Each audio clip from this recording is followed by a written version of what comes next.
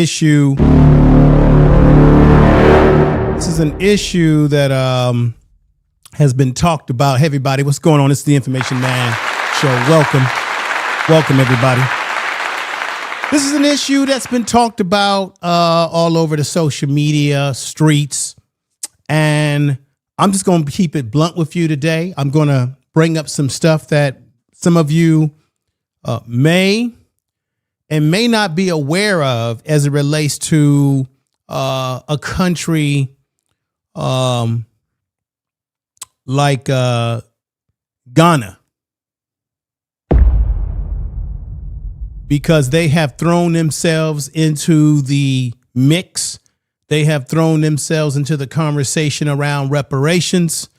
Some feel that it was disrespectful for them to come to the United Nations, make this issue about Africa, when everybody knows that black people in black Americans born here who have lineage to this country, black people who have family that were on these plantations in the South, black people that migrated through the Great Migration from the South to the East, to the Midwest, to the North, to the West Coast, black people who have been here at the very foundation of this place we call America.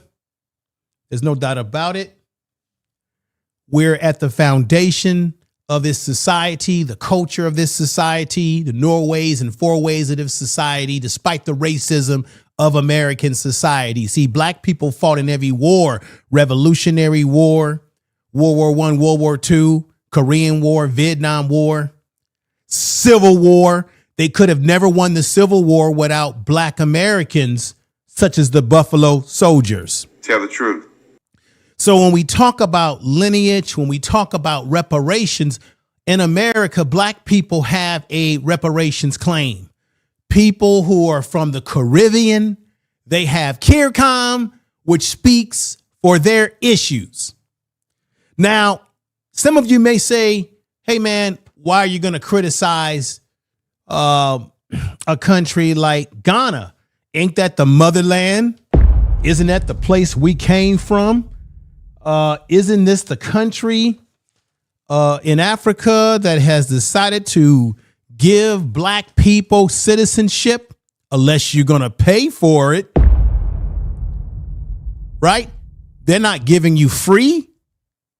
They're not by any means giving you free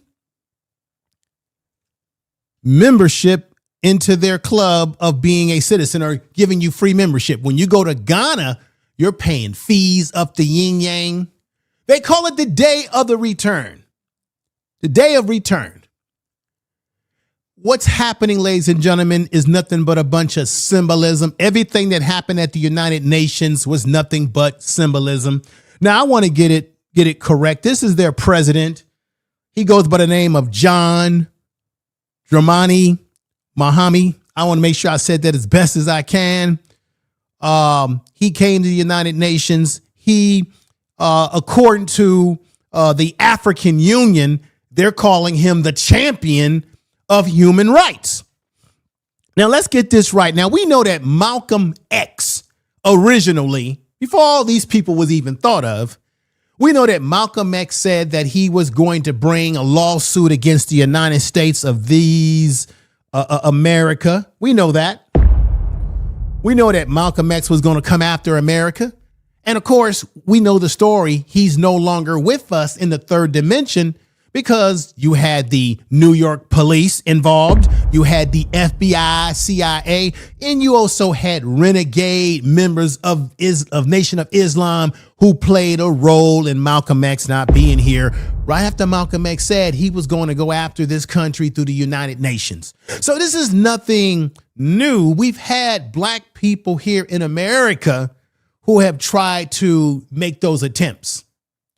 I'm simply here to tell you that President John Dramani in Ghana, they may come off like they mean well, like they're in our best interests when it comes to reparations and what has happened and the atrocities that have happened to ancestors that came from the Middle Passage, ancestors that came from the Western Hemisphere of Africa. But let me hear you. Let me let you know this right now, and let me say this very loudly, because this is a fact. You see, these are the individuals that were involved in the trans-American slave trade. You had the Portuguese. It isn't a coincidence that that's one of the countries that turned down the resolution. You had, of course, the Europeans, the French, the Belgians, all these different European powers, the English that were involved in this whole thing. And then, of course, we've got the United States of America heavily involved. Now, to give you a little bit of history, most of the Africans that were trafficked, because it was trafficking, that were trafficked, that were slaved, were brought into Brazil, the majority of them, and about 4 to 5% of Black American or Black people that we know in America as Black people in America. You may call it FBA, you may call it even ADOS, but we know that 4% of those African ancestors were dropped off here in America. And of course, there were Black people that were here maybe way before 1619 that were here, that made their way here. Because, look, I don't argue and I don't get into arguments about where Black people came from, because the whole damn globe we call Earth, Black people come from. Because if you just do your science research, you know that the Earth is made of melanin. And you know that black holes in space, the universe, is made of melanin. So therefore, there's no need to argue about what landscape we come from. We come from the whole damn planet. However, Black people in America are not continental Africans. African is a continent, not a country. Can I get an amen on that? So therefore, it's, 54 countries that make up the continent. Black people in America, we have our own language, our own fourways, our own culture, the way we move, our own style. Our ancestors, for some of us, may have come from the continent, but we are not continental Africans, and our plight is completely different. Now, the Ghanaians, don't be fooled by this situation and say, well, no, they're doing the right thing. They're bringing the issue of reparations to the world stage, particularly talking about themselves. Ask yourself, why is it that the Africans or then the Ghanaians, why is it that the government of Ghana hasn't taken care of those Africans in Ghana who can trace their lineage, or at least trace their family members who were snatched up and sold into slavery? And let me get this straight too.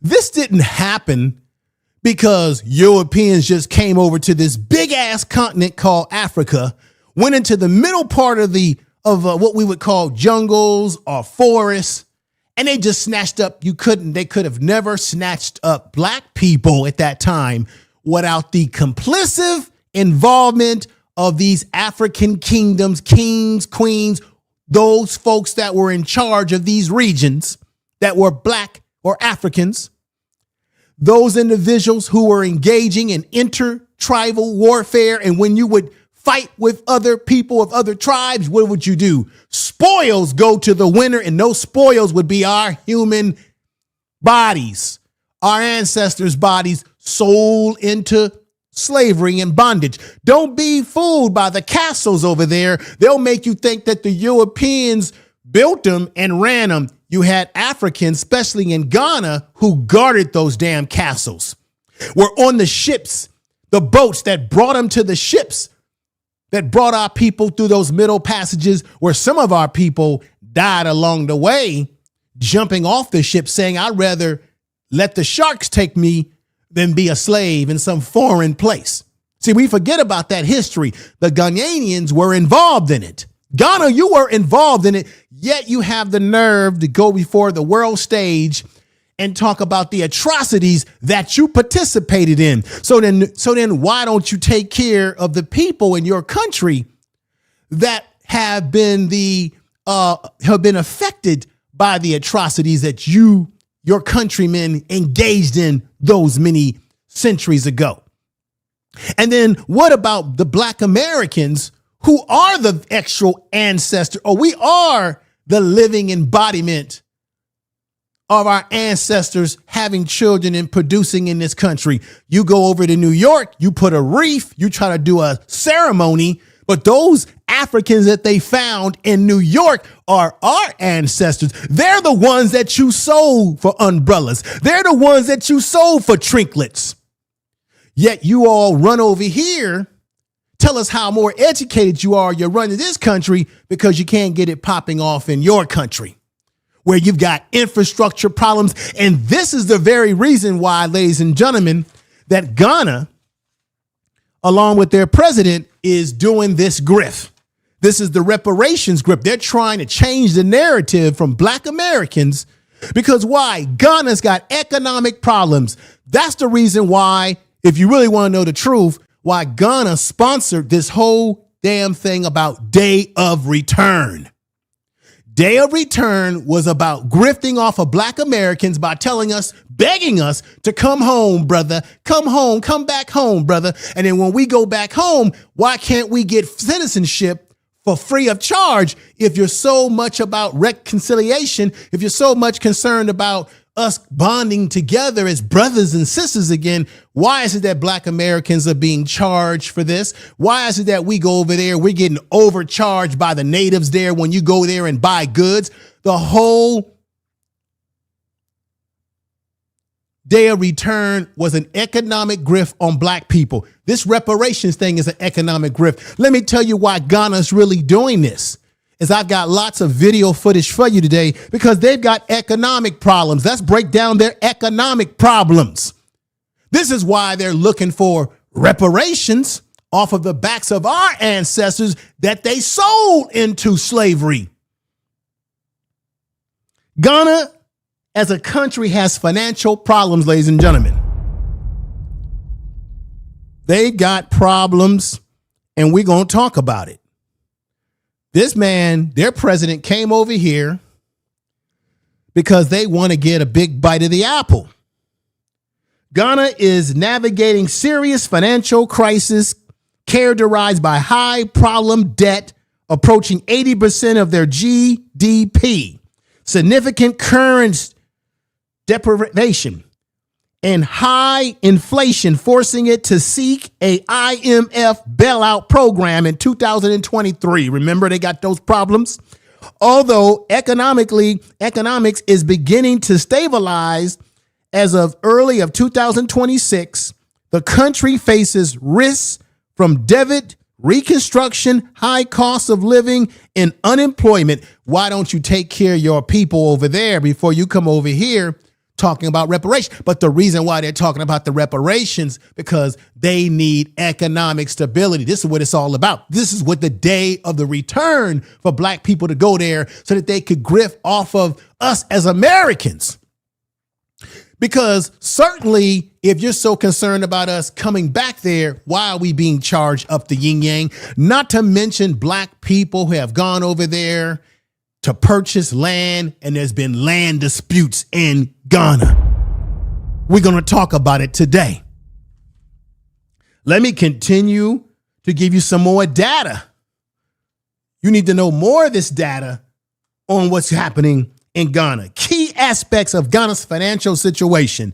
Debt crisis. Ghana's debt, which was over 76% of the GDP, led to a default, a severe default and downgrade credit rating. They got a downgraded credit rating, ladies and gentlemen. The country is working through a 3-year, $3 billion IMF bailout program designed to restructure debt and stabilize the economics. Inflation costs, living. Ghana has experienced high inflation, currency right? Making basic goods expensive and hurting the informal economics where many workers earn less than the GH% dollar per day. Their currency. And then they're telling black folks that we need to go on over there because it's a new promised land for us. Structure economic issues contributing to factors including low revenue. They got to get their shit together before they come to the United Nations talking about reparations when, damn it, they were involved in they were involved in the slave trade. And this is why this happened to them. OK, this is why you got countries like Japan. Now, Japan is a racist country. This is a country, you see their flag right there. This is a country where they make dolls of black people looking like caricatures. Remember those old bugly-eyed caricature dolls? Put sevens in the chat room if y'all know what I'm talking about. Japan has been known to make stereotypes of black people. Okay, so I'm not surprised that they went against it. Let's talk about Argentina real quick, okay? They were a country that went against the resolution. Well, guess what? Argentina is a country that harbors Nazis. Argentina is a country that did everything it could to wipe out its black population because they're racist. So the black population in Argentina isn't completely wiped out, but it isn't what it used to be because they've done everything to minimize them and push them out. Like I said, again, Brazil is highly, highly racist over there to black Brazilians. Now check out the hypocrite right here. This would be Israel. Now, Israel is a country that wants everybody to be behind them. They want United States to be behind them. They want Americans to go to war, to die for them, for their causes. This is a country that gets reparations from the United States and other countries, and their Holocaust didn't even happen here. They're getting money that we as black Americans have not gotten. Okay? And they voted no against the resolution. And they are people that will tell you that they had their people's lives taken in the World War II. What's going on, Mr. DJ Music? $2 super chat. Thank you, brother. I appreciate that. Thank you for the super chat. But we got to talk brass here. We got to talk real. We got to be real about it. We got to be about it and not just talk about it, because I'm giving you some data here. So these are the countries that said no. And of course, the United States said hell no. But I want you to hear what the spokesperson at the UN said near the end, because I think what he said near the end has some relevancy to the issue of, well, how many people in Ghana right now are even related to those Africans currently that were taken from the continent that they sold. Their ancestors sold into slavery. Now, check this out. Remember, they said this. Check this out. In addition to its obvious legal problems, this resolution is also unclear as to who the recipients of reparatory justice would be.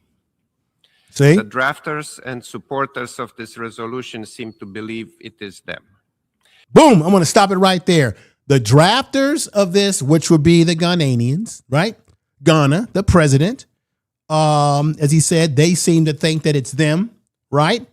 They are making the claim. We're not hearing them talking about black Americans. Now, they may say those who have ancestry, but they're not talking about black Americans. They're talking about themselves, because why? I just told you all a few minutes ago, Ghana has had economic problems.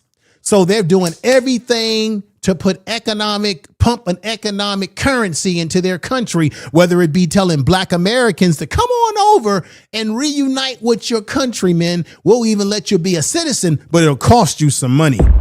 Okay? This is a money grab because they've got economic problems. Their banking sector has issues. Previously, banking crisis in 2017 through 2020 resulted in government needing to clean up the financial sectors, which added to the national debt. Signs of recovery as of late 2025, early 2026, Ghana has seen a decline in inflation, signs stabilization, leading to discussions about exiting the IMF program, while the government seeks complete to bail out programs avoiding ascendant debit traps, the country still faces high borrowing costs and potential for weak investment climate. And I'm going to show you a video of them making an agreement with the EU because they're trying to do what they can to clean up their debt. So now they're going into bed with the EU, the European Union, while saying that the Europeans and all the Europeans are the responsible party for the slave trade, trans-American slave trade, transatlantic slave trade, should I correct myself, when we already know that Africans were highly involved in the trade. Now, let's hear this again. Of reparatory justice would be. The drafters and supporters of this resolution seem to believe it is them. The United States strongly objects to the cynical usage of historical wrongs as a leverage point in an attempt to reallocate modern resources to people and nations who are distantly related to the... Boom. People who are distantly related, meaning, wait a minute, Ghana would have to prove how many black people over here in America. They would have to prove that they have people, because isn't that what they always tell black Americans? Oh, why do y'all talk about reparations? Oh, that happened a long time ago. The people that were enslaved, they're not even here anymore, right? Well, if it's going to be good for us, it goes for them the same way. They got to prove how many people that live in Ghana right now are related to black Americans right here on our American soil to be able to get those reparations. Because as much as I don't like the United States position on these sort of things, because they're not doing nothing for us, we can't deny what he said at the end had some validity. Allocate modern resources as it relates to black Americans. People and nations who are distantly related to the historical victims. You see what I'm saying? In addition to its obvious legal problems, this resolution is also unclear as to who the it is unclear as to whether they're even related to black Americans right here in good old USA. So, like I said before, Ghana's got all kind of problems. They got structural economic issues contributing to factors that include low revenue, mobilization. Tax revenue is below 15% of the GDP. Overall reliance on commonly exports, gold, oil, and high energy sector debits. Because check this out. Would Ghana even need any reparations if they would just take control of their natural resources that they let everybody take? They got gold, they got cobalt, they got everything that the world needs, but yet they haven't figured out how to control their own resources and make money off of it and control their own, because their leadership has been so corrupt in the continent. And then they want to bring their butts over here and try to appeal to black Americans. And then they have the usual suspects, people who have no credibility. We're talking about the Al Sharptons. They bring Al Sharpton to the United Nations to run his mouth, and we know that he's an informant or was an informant for the FBI. We know that Sharpton is a shyster. We know that Sharpton told black people not to shop at Target in any of these places where they didn't accept DEI, yet he took black people to Costco's when he should have took black people to black businesses to put money into black businesses for goods and services. And then we have his other partner in crime, Attorney Crump. Attorney Crump gets up there and starts talking. These fools got up there and start talking and acting like, wait a minute, y'all didn't even come out, and they're coming out and talking and like they representing us, when you got a country like Ghana that's made money off the slave trades and everything that went down those centuries ago. Why don't they, like I said, Ghana's not even helping their own people. Y'all want to hear something real cool? Here's my man. I love him. I watch them. I follow them. This is brother Pharaoh Says That. Listen to what Pharaoh Says That had to say about this issue. Check this out. What the hell do Africa need with reparations? When Africa is the richest place in the whole world. Did not say that. There's no place richer than Africa. Tell the truth. If anybody's close, it might be South America, it might be a bunch of stuff we ain't found yet. But Right. I doubt if it can hang with Africa. I just doubt it. You understand? So Go I on. separate that from the brothers and sisters in Africa. Go on, brother. Tell it. Because he ain't gonna help them either. And then he'll go to crazy thing. Mm-hmm. You hear that, John? Ghana. You hear that, John? Huh? Ghana talking Dramani? about reparations. Mm-hmm. And then Ghana is using like MLK and John F. Kennedy, Black Americans, try to cater to Black America. Well, here go the thing though. The people talking about reparations Tell the truth. owe the Africans because you so African. Mm-hmm. Make this make some sense. Make it make So sense, y'all. how is the African leadership not paying the Africans that suffered? Mm-hmm. Make that make some sense out their own Let me money. stop. Like, why Let they me have- stop it right there. Didn't I say that? They haven't even taken care of the Africans in Ghana who lost family members. If, like I said before, if there's even anybody there that can link themselves to Black people here in America that they're related to. They haven't even compensated those Blacks, those Africans in Ghana who were impacted by the slave trade that they engaged in. If they can even identify these folks. If that's even possible. Because if you was in West Africa and you was taking Black people and you was selling them into slavery, they gone. Yes, that's right. They gone. So that's that us. money got to be got through some governmental way. Right. Well, everybody, that's us. We gone. we gone. But if you took me from Africa and my kids away from my kids' daddy, and they was still in West Africa, had to grow up, you owe them. You owe the Africans who family in Africa, who family you split up, you owe them money. That would be true. Now you Tell got the all truth. these natural resources and stuff. Why you ain't paid your own people for what you did to them right there in Africa? Right. Why you trying to talk some international? I don't understand. I don't understand But either, there's no Tell the way Pharaoh. truth. Slavery didn't affect the Africans in Africa. Let's just be realistic.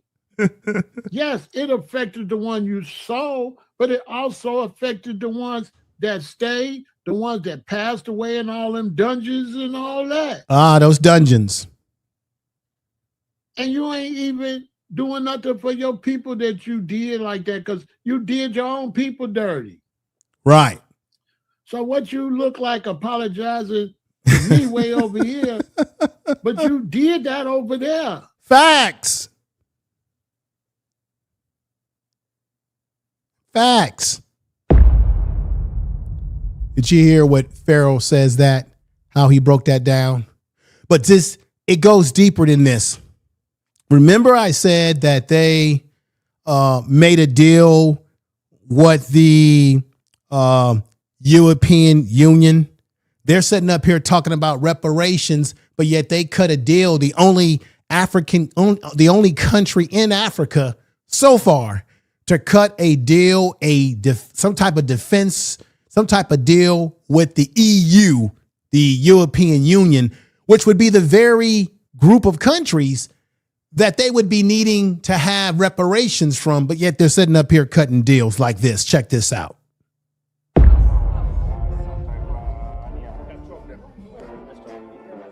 This is the first kind of its kind in African country.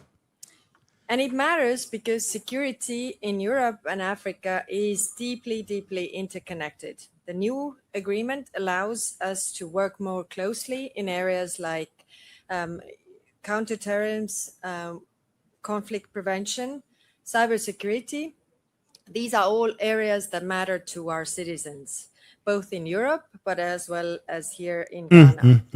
Today's transfer Y'all see of this? security equipment, systems, motorcycles, and drones to Ghana will significantly strengthen our ongoing efforts to build the capacity and operational readiness of Ghana's security forces. Right. It will also enhance Ghana's ability to. I want to read this right here with the individual saying here. This is good stuff right here. Lauren, you said Ghana turned around on the same day and joined the EU security defense. I don't know what the world's going on. No, we know what's going on. They're selling out. They're telling us this, their president, they come from Africa, from the continent. Their president of Ghana, John Dramani Mahama, he tells us how we need to, matter of fact, let me go ahead and let you hear from him right now. I need to let y'all hear this because he said they joined the EU, right? Respond to emerging threats and support our goal of promoting peace and stability. They just got into bed with the Europeans. The Europeans don't have a history. They made treaties with them. Black Americans, we've never made any treaties with these folks over here in America. But the Africans, they're making, or the Ghanaians are making treaties with the EU, and the Europeans have a history of doing what? Lying, being treacherous, going back on their agreements, and the Europeans are going to want something out of this deal for themselves because once again, in the continent of Africa, you continue to see a colonialized mindset that is continuing. On the one hand, you want to come over here to America with your president and lecture to us about human tragedy, about the slave trade, which your country participated in lock, stock, and barrel. Let me read something to y'all before I play his statement here. When it came to the slave trade, Ghana's historical Gold Coast was the major hub of transatlantic slave trade, with over 10 million Africans shipped from West Africa coast. Over 400 years, European powers built the forts, i.e. Emma Cape Coast, the fort, however, to hold enslaved people while local powerful groups. So even though the Europeans put the castles there, they use powerful groups in Ghana, meaning Africans, Ghanaians at that time, to hold and watch the fort while they imprisoned their own people. And in this case, oppressed our ancestors. To hold enslaved people while local powerful groups like the Asante tribe, the Fanti, supplied they supplied security. The Asante tribe. In the Fanti tribe. Do y'all hear what I'm saying? Put sevens in the chat room. The Gold Coast hub, due to its central location and European interest in gold, the region was converted into a mass slave trading hub by Portuguese, the Dutch, and the British forces, rolling off local leaders while Europeans controlled the fort. The vast majority of the enslaved people were captured by local African,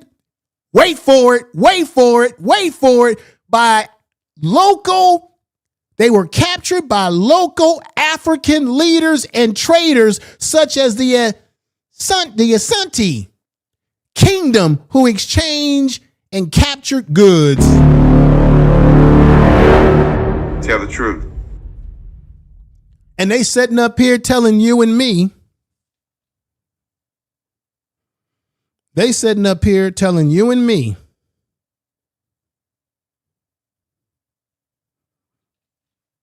Let me fix my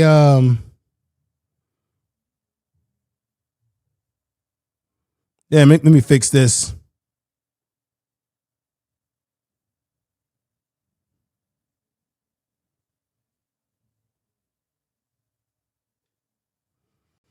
All right, everybody, let me fix this. I'm having some technical problems. I don't know why.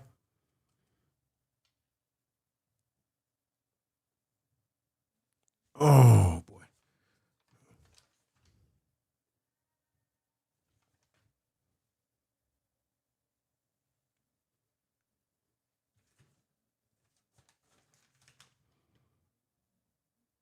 All right, everybody, if you can hear me, put 7s in the chat room. I'm having technical problems. This is the worst time for me to be having technical problems. And let me see if I can fix these technical problems. And look like I'm coming back online.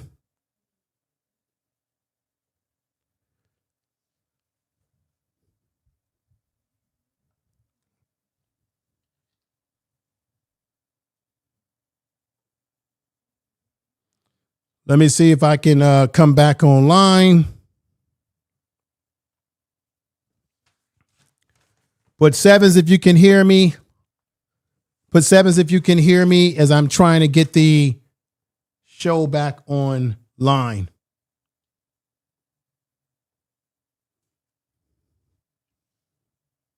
All right.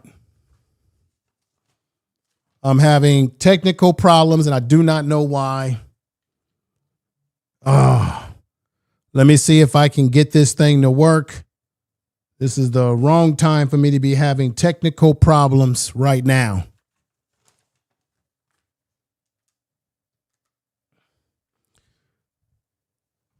So you guys can hear me? Capture device is not so, okay. I know what's going on. Hang on for a minute, everybody. Hang on.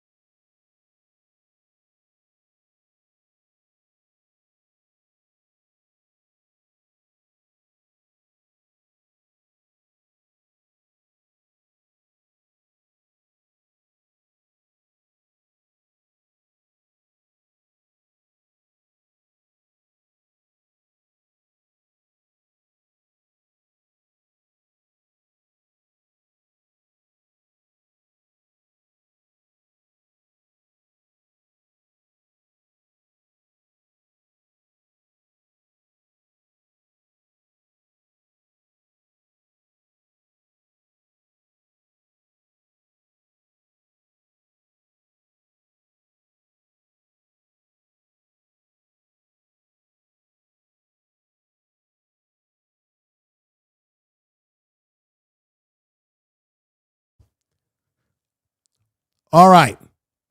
All right. Can y'all hear me? I got the sound back up. Sorry about that. Technical problems.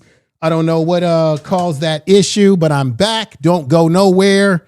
Don't leave the stream. Don't go nowhere. We're going to continue.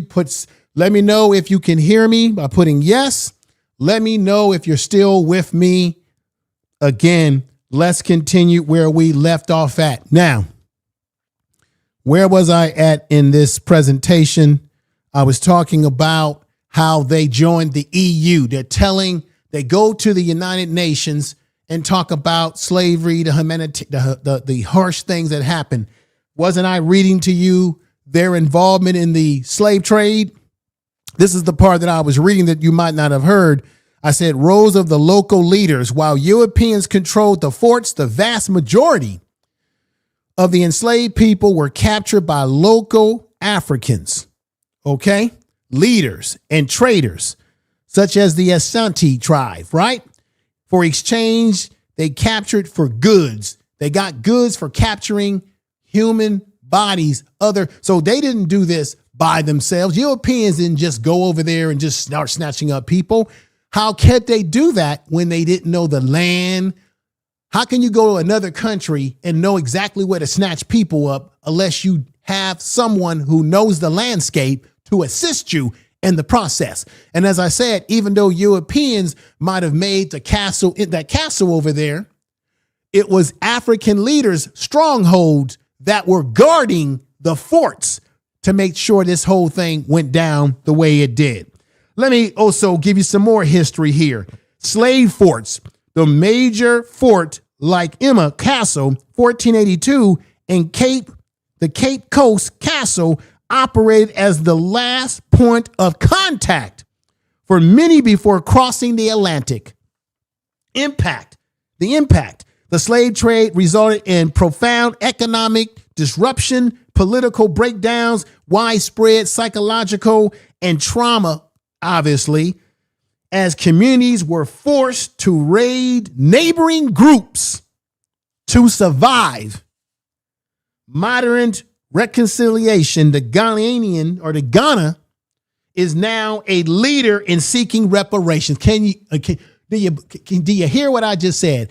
After all that stuff that they did in their history, they're now trying to be the leader, Ghana, trying to be the leader when it comes to reparations. Isn't that laughable?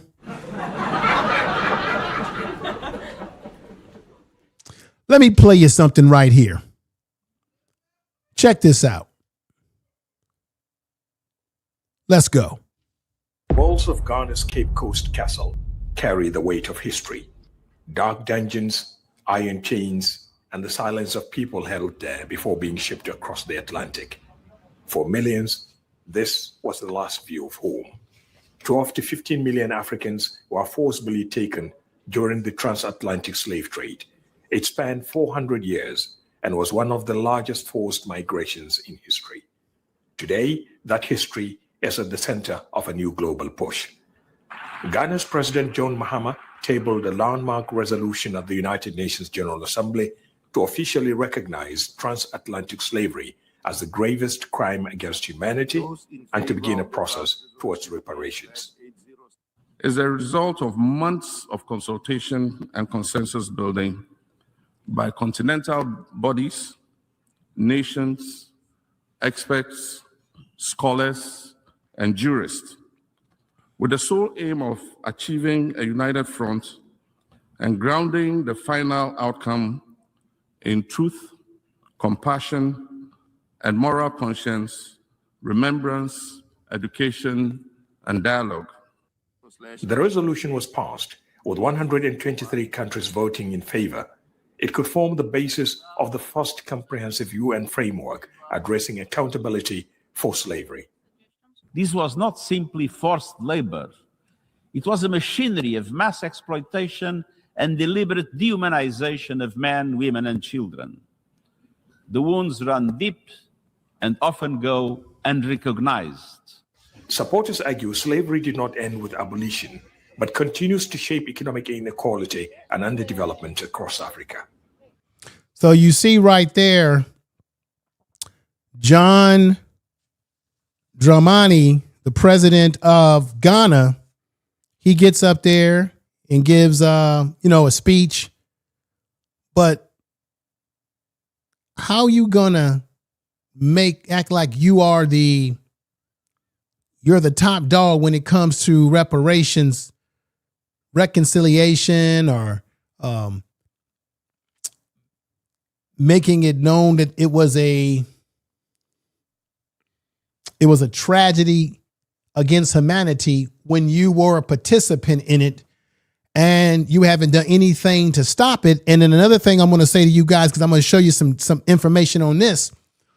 Do you know that they have slavery in Ghana in the modern time? The way they treat their people, they have a slave system in Ghana. So here you got their president coming over here talking about how there needs to be something done as far as reparations for those that were mistreated, those Africans that were put on ships through the Middle Passage, those that the Ghanaians themselves were involved in deeply, just like you had the Mahoney tribe with those warrior women. That's why I never wanted to go see that movie.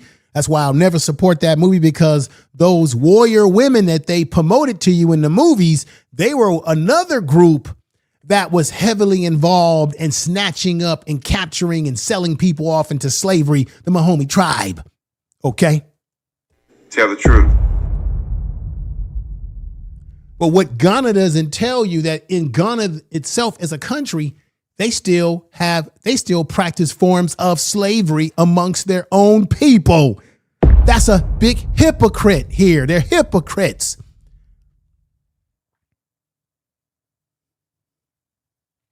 Just want y'all to know that.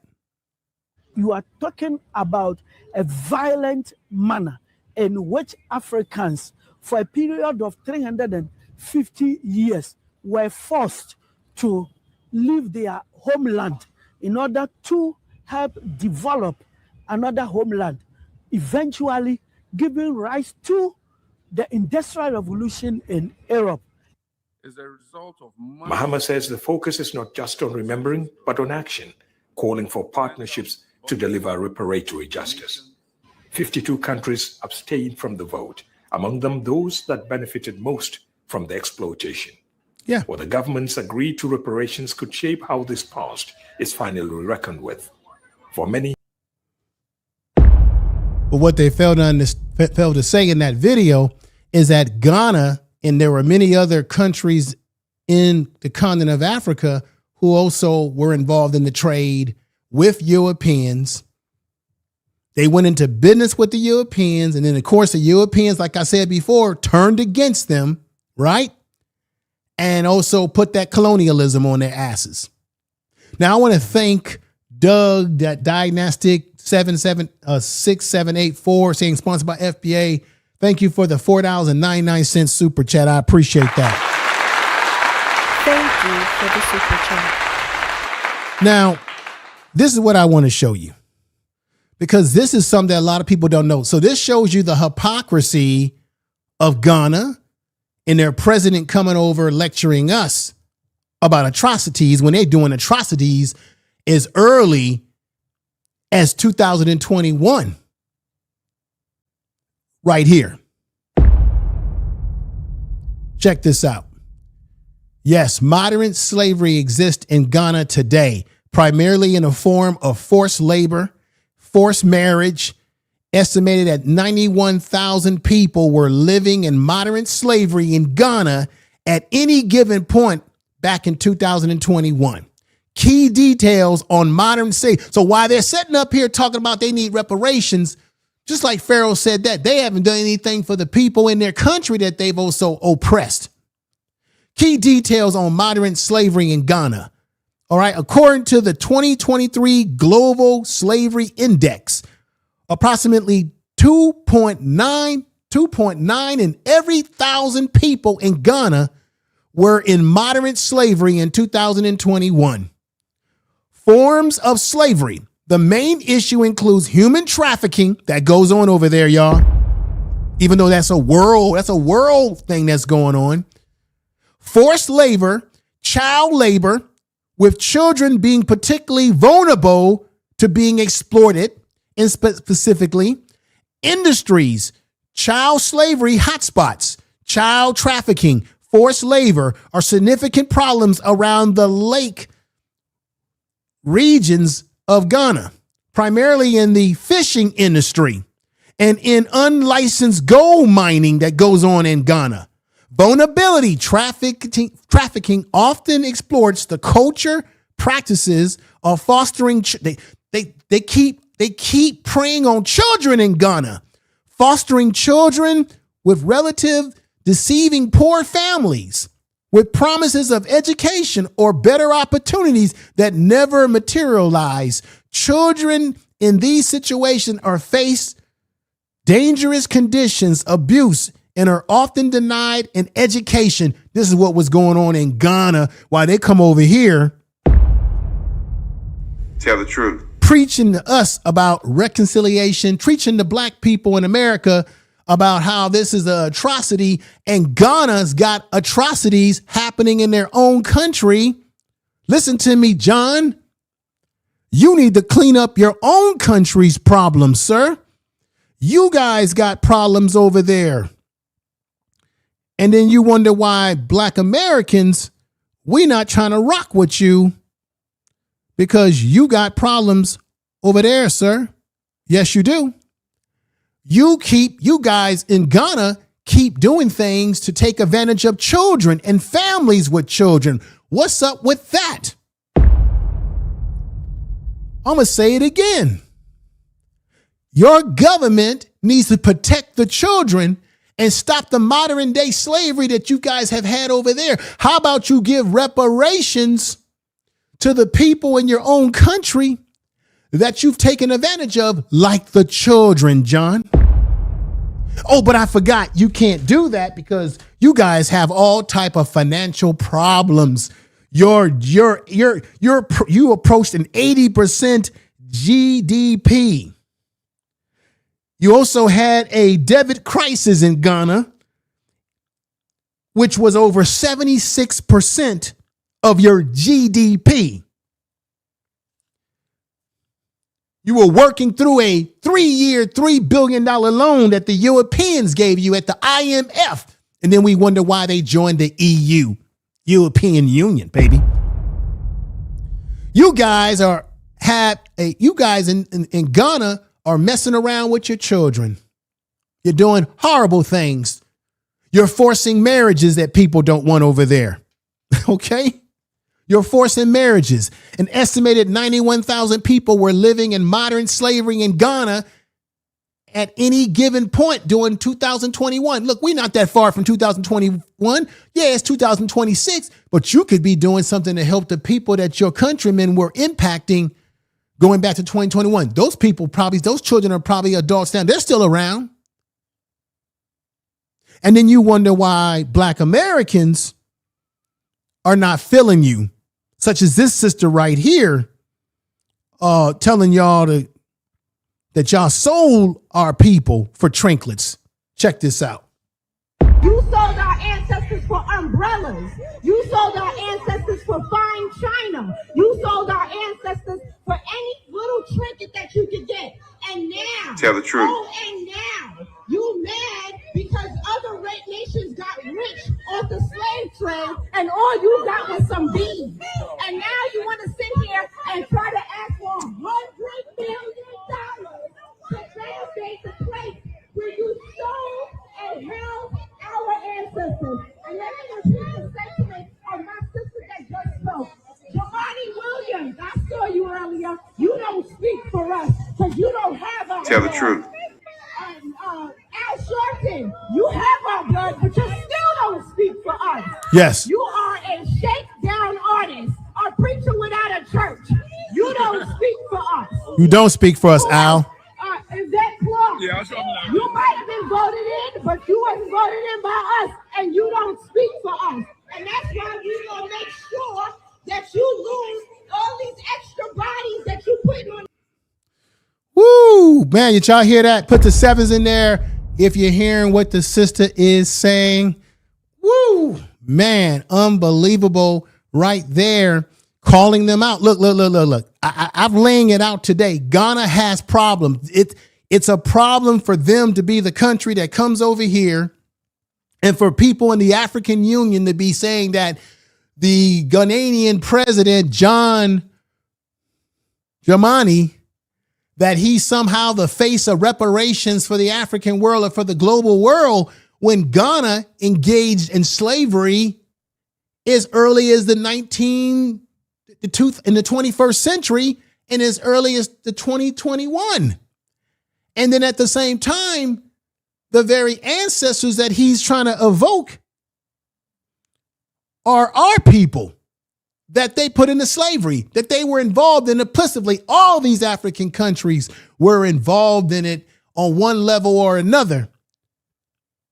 And they're trying to paint the narrative as if it was just the Europeans by themselves. There's no way you can go into a country that you've never been to and know exactly where to go to grab people unless you've got people assisting you in the process that look like the people that you are capturing and enslaving. And then they're getting paid off of it. And then he sets up here like this, y'all, and tries to preach to us remembrance, about a moral conscience and dialogue.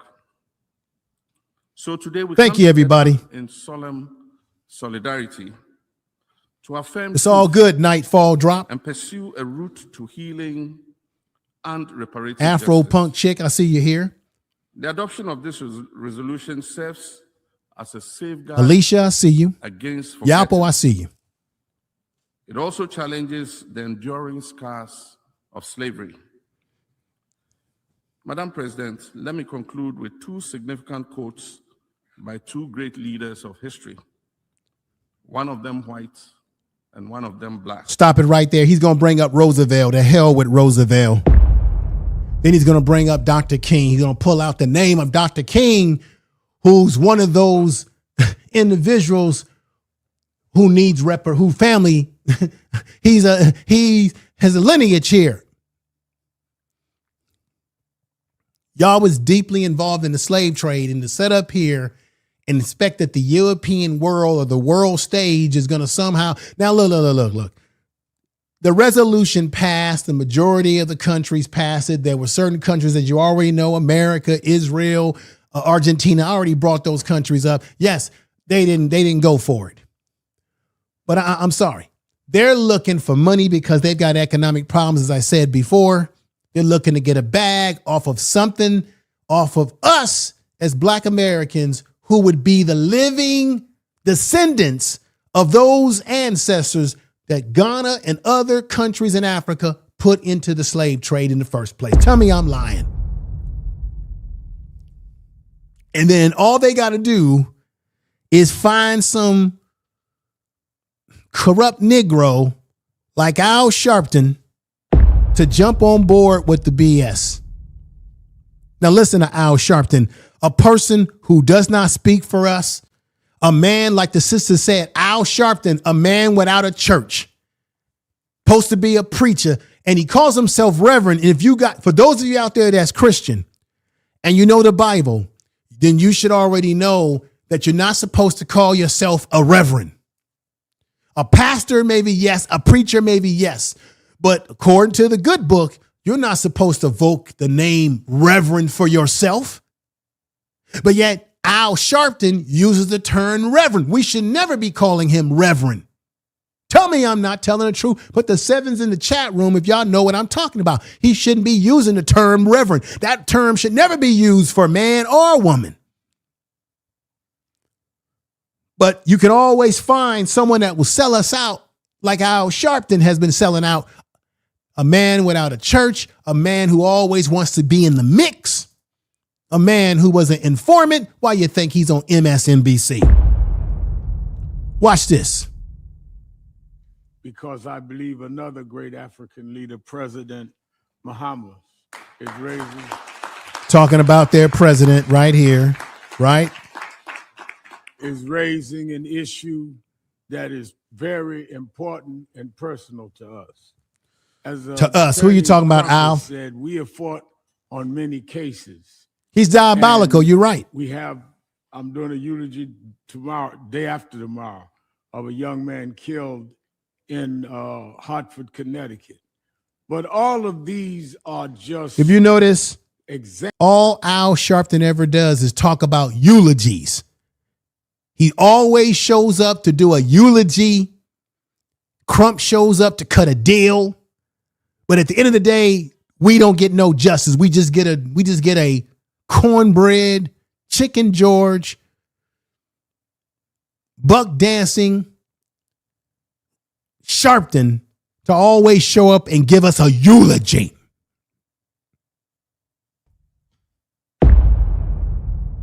Examples of a systemic problem that has not been dealt with. Yeah, Professor Smalls was there too. He's Pan-African. They're all drinking off the same tree. Systematic problem. And that is that there are those that feel they have the right and the supremacy over other humans, and they will never be held accountable for it and never pay for it. This resolution is... Al, you haven't held nobody accountable in America. You're like an ambulance chaser. You go from issue, you pick certain issues, certain families to represent, and you show up whenever it's a issue that will get you on camera. All these preachers, like I told y'all before about, what's the other one? Jamal Bryant.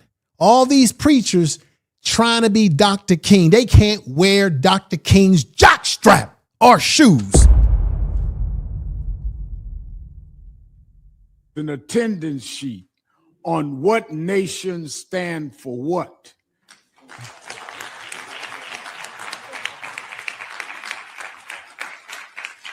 This is not a new call. I come out of the Martin Luther King School of Thought, but Malcolm X there we go. May have to go to the UN. One of his main disciples, Dr. James Smalls, is with us. I don't care. I already said this. We know that Malcolm X wanted to go after this country at the UN, and we know what happened. His life got cut short. Al Sharpton, you're not a Dr. King, you're not a Malcolm X, but y'all keep evoking their names when you're not anything that they were and haven't done anything that they've done for us. Queen Mother Moore said this. Queen Mother Blakely's here. Sister, I don't come with others that have not. Sister Salam, these are people that have been in the streets for decades.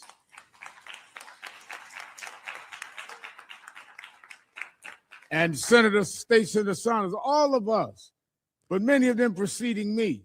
The question is not what the people feel. The people have stated their feelings and will continue to. What people? Wait a minute. Al Sharpton, what people are you talking about?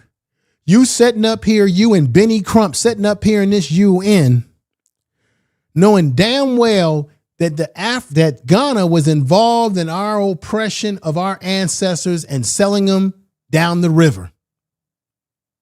And now you want to set up here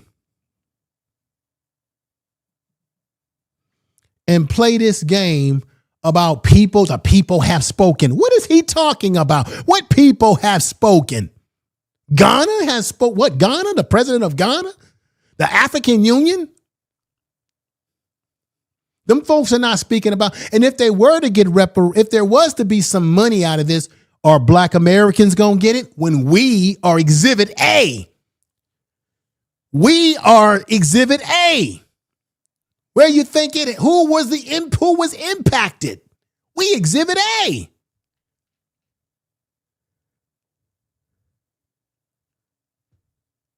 I told y'all the day of return in Ghana was nothing but a economic grift off of Black Americans.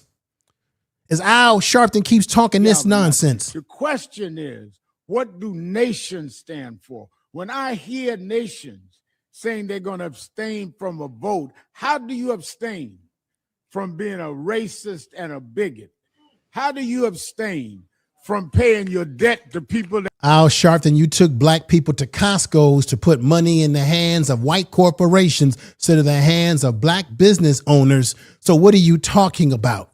You're on one of the biggest white-controlled media platforms in MSNBC. You work for them. You run your mouth on there every week. What are Black people getting out of that from you running your mouth on there, saying nothing?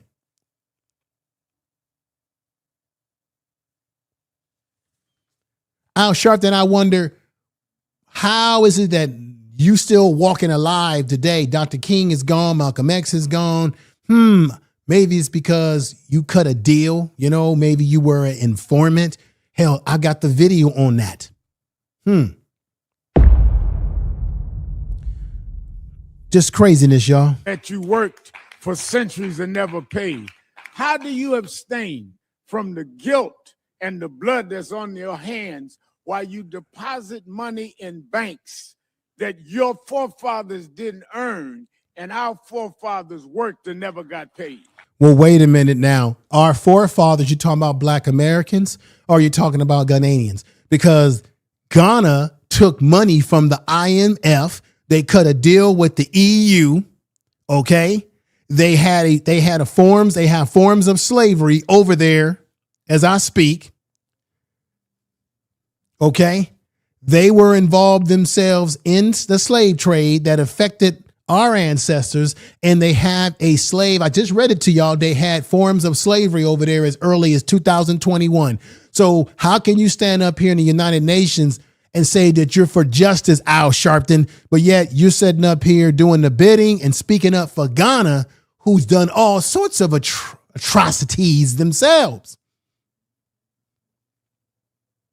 and haven't even taken care of the very people that had their back. Didn't Pharaoh say this again? Again, one more time. And you was taking black people and you was selling them into slavery. They gone. Mm-hmm. So that money got through some governmental way. But if you took me from Africa and my kids away from my kids' daddy, and they was still in West Africa, had to grow up, you owe them. You owe the Africans who family in Africa, who family you split up, you owe them money. Yeah, and you owe us too. Even though we know you can't pay it because you're broke. You got financial problems. That's why y'all had to cut deals with these European banking systems that Al Sharpton just sat up there and talked about. You see the hypocrisy, y'all? That's why I put on the thumbnail, hypocrisy. If you're with me, put sevens. Thank you all for being here. We got my man Mike B is in the house.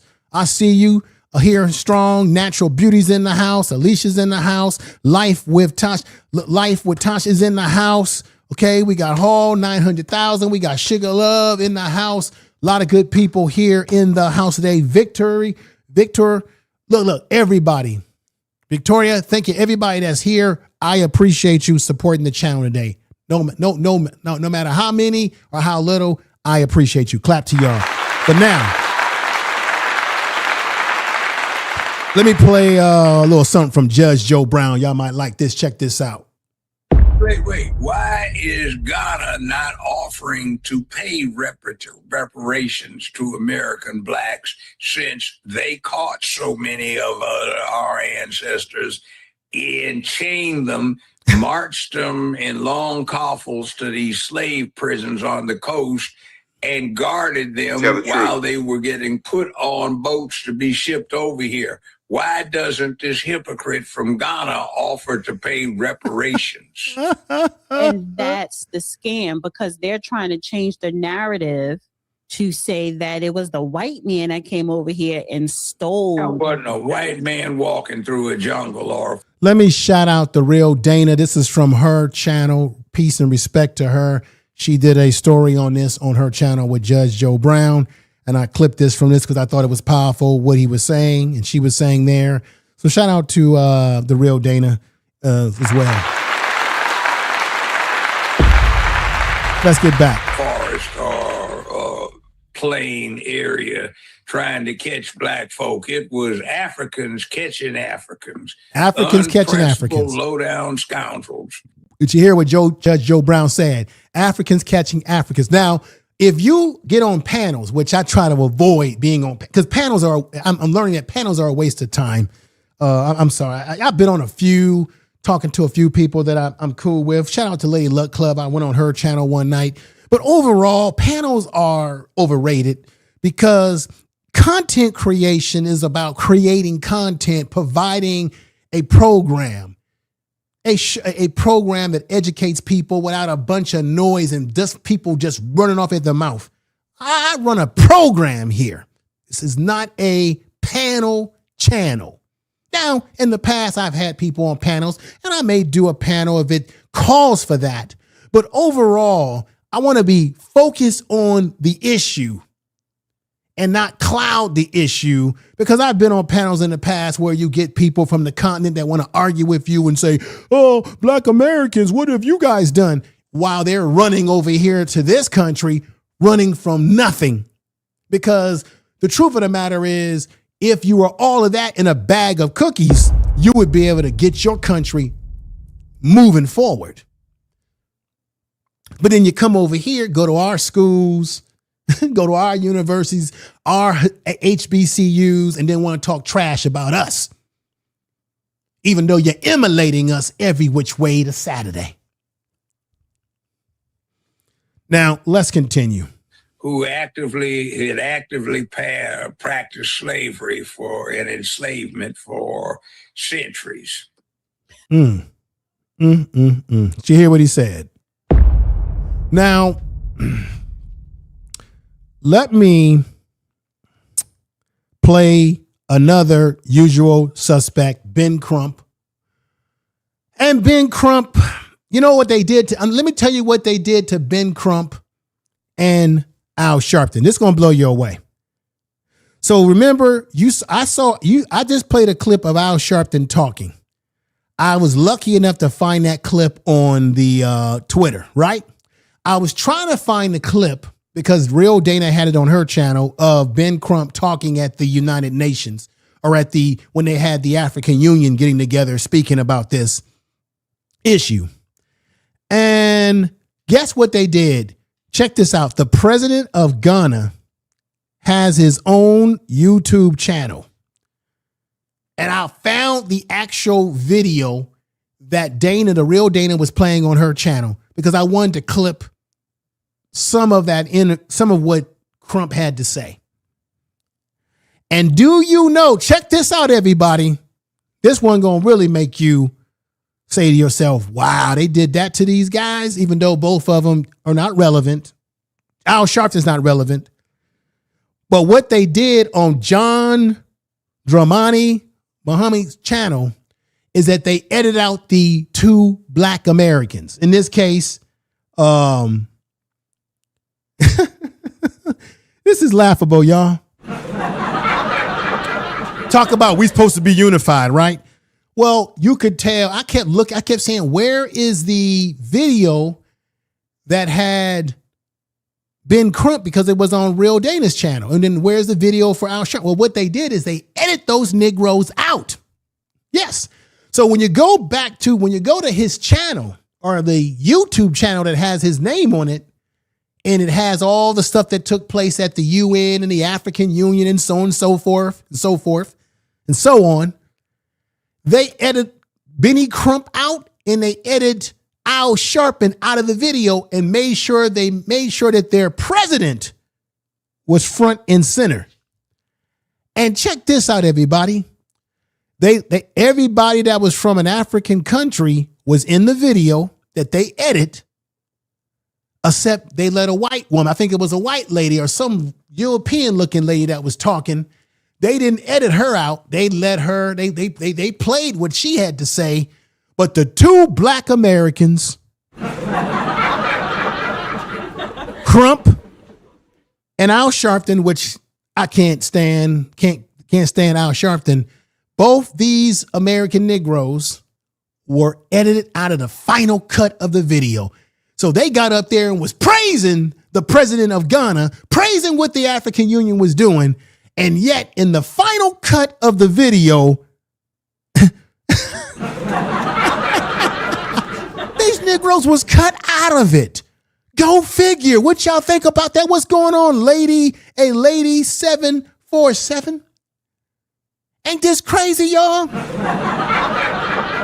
cut them out. They cut them out of it. And so this is what I was able to dig up on Instagram with Benny Hill himself. Check this out. Global alignment calls for reparations to evolve from moral arguments to economic arguments. They cut them out.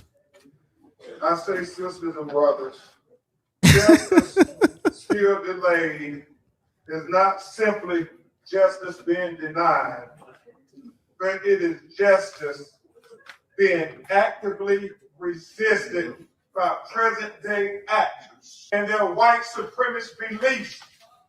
Sisters and brothers, we must be unapologetic defenders of black life, black liberty, and black respect.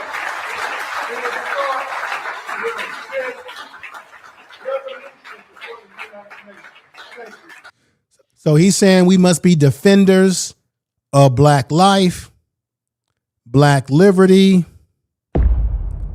and for justice, right? And so check this out. I found what Benjamin Crump's had to say. I found that on his own Instagram page. But the original video that was on Real Dana's channel, she must have got that video when it was live. She must have clipped it. And then after it was live, them folks went up in there, them African folks went up in there and clipped the 2 black Americans out that they was clapping for and praising. Oh, we got Al Sharpton here. We got Benny Crumb here. Yay!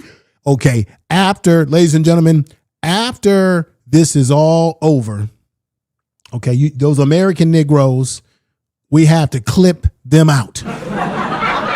And we must make sure that President John Dramani Mahama, we must make sure that he is prominent, and we must make sure that all other African leaders are prominent and keep the white woman in there, because we know we worship the white people.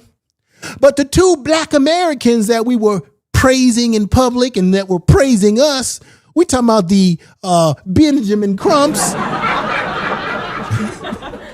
I'm going to say it again to y'all. And we're talking about the Al Greasy Head Sharptons, okay? Make sure you clip those 2 American Negroes. These Americans, you clip them out of the video, the final cut. Get rid of the Negroes, because, they're not a part of our tribe. These FBA Negroes, these ADOS Negroes. We got to get rid of them. And so that's exactly what it appears to be, that they edit them out. Now, whatever the reasons are, be my guest, but a little bit of humor there I gave to it. But no, I just found it very weird. And so let me let y'all hear my man, Tim Black, on this issue. I like Tim Black. Here we go. So we got the Ghana president petitioning the UN for reparations. Truth begins with language, with the power that words hold to shape consciousness and to shift perspectives to propel an action or other. Not for us, but for Ghana. There's no such thing as a slave.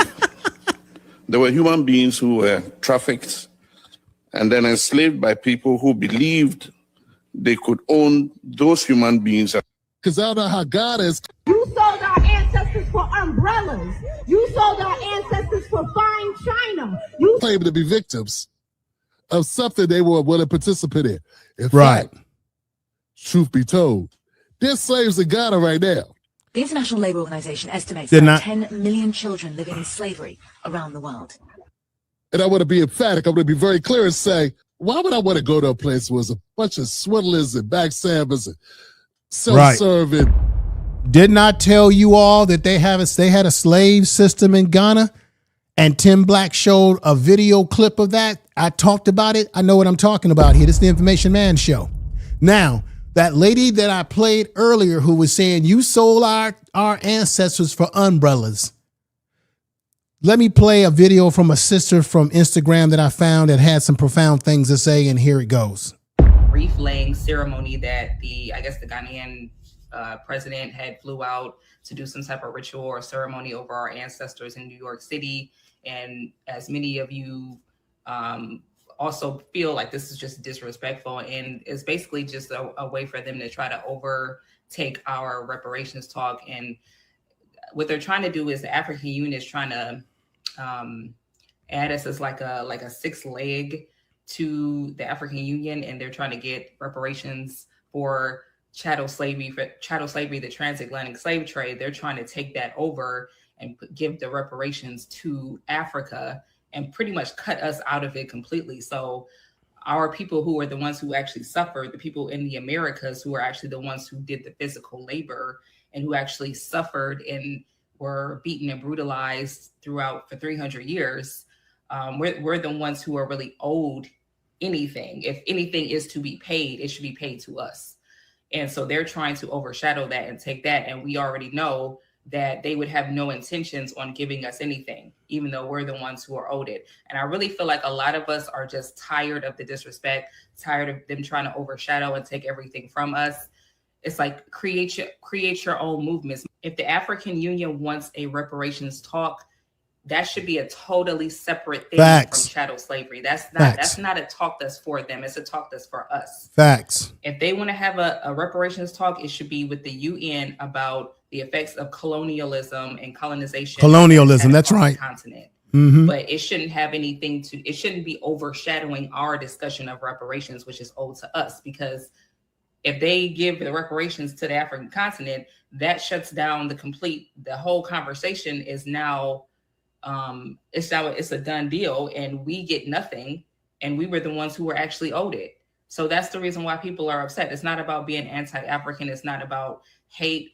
But you can't just let people overtake something that belongs to you and try to steal from you. And that's how we see it. Tell the truth. And so I'm shout out to y'all that was out there. I was watching the live stream and I definitely enjoyed it. I really wish I could have been out there with Tell y'all. the truth. I feel like a lot of people didn't even really know about this whole thing, but it was good to see like people are not just being silent about this. And I think I saw my moron Mob Dummy, the mayor of New York City. Dummy, yeah. He was out there and they were kind of like yelling at him too, like, tell the truth. You say that immigrants built this nation and y'all being disrespectful and, stuff like that. So it was really good to see like our people out there, like actually expressing themselves like that. Just the fact that this is even a discussion is like sickening. Like we shouldn't even be sitting here having this conversation. We shouldn't even have to be out there protesting anything, especially in anything that is in regards to.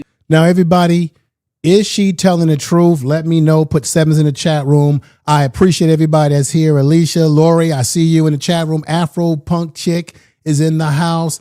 Living through Johnson. I think I can make that out. I hate the fact that YouTube puts the numbers onto your guys' names.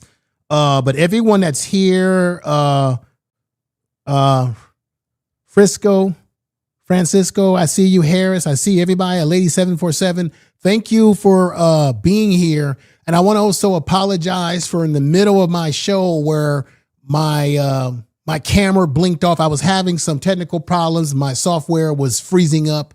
I don't know why it did that. And then eventually I had to reboot something to get me back on this stream. So I appreciate you all rocking with me. Do me the biggest favor, because you know how YouTube is.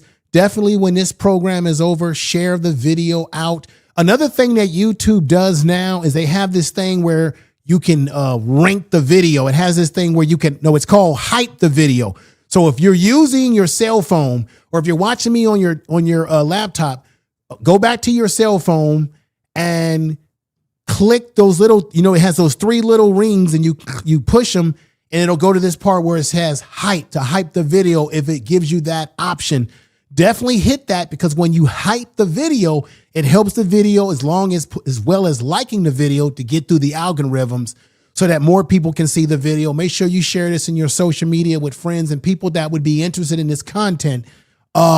Like I said, there's a lot of things going on. I know we've talked about Umar Johnson and all that kind of stuff like that, but there's other things that's going on that's important that we need to stay on top of, because Umar Johnson is not the be all to end all, because we know what's going on with him. The school's not going to be open. We know he's cheating and using money. He's doing all type of reckless stuff. We know what the man is doing. What's new? And eventually, whatever he's doing wrong when it comes to the IRS, they'll get him in fine time. They'll get him. We'll keep, the next time I do any videos on Umar Johnson, it's got to be something significant. I'm not dealing with no he say, she say stuff no more. We're not going for none of that stuff. If there ain't no solid information to talk about Umar about, I got nothing to talk about. I want solid, not just the shit that we already know about him. Retreading the same old shit that we already know. No, when something solid comes out, we're going to talk about it. The stuff that he did on the Breakfast Club, I saw that whole video. He did nothing but lie on that video. Y'all know he's lying. We know he's lying. So when some solid stuff come out about the man, we'll talk about it on this channel. Solid. He continues to lie on podcasts, just as the Ghana and their president is in denial of their involvement in the slave trade, coming over here to America, making an issue around it, and them appointing him as if he's been king, the man of reparations, that he's bringing the tragedy to the forefront. We've been known about these things. Just like we know Umar Johnson ain't nothing but a liar. Okay? Thank you for... We know these things. Yeah, please hype the video, y'all. Now, let me continue with the rest of what she's saying so I can complete the rest of the program for y'all. And if you guys are getting something out of the program, as I said before, there's still other things that we need to address and talk about, as much as we're going to address anything of substance with Umar Johnson. The respect of our people and our lineage and our history and our ancestors and things that are supposed to be restitution for us. Like we shouldn't even be having to fight over nothing like this. This shouldn't even be a discussion. It shouldn't be a discussion, what she's saying. Now, let me double up with this right here. Remember I told you that Ghana was pushing this year of the return for Black Americans. And I'm going to keep it real with y'all. I have a video on my channel that got about 70 or 80,000 views when I first started YouTube in the very early beginning.